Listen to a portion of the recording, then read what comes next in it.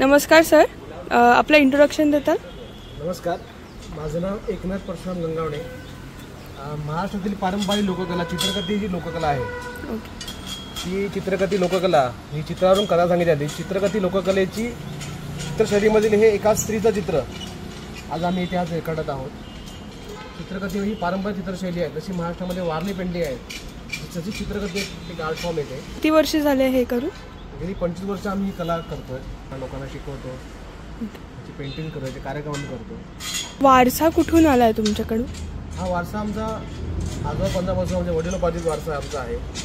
आमच्या आजोबा करायचे, वडील करतात, वडील पक्षांकडे. त्याच्यानंतर आम्ही कला शिकलो आणि त्याच्यानंतरही आम्ही ही कला कुठे शिकायला नाही, म्हणजे आम्ही कुठे बाहेर शिक्षण घेतलं नाही. आमच्या वारशाने जी आम्हाला जी कला जी आली तीच आम्ही लोकांपर्यंत कलाही दाखवतो.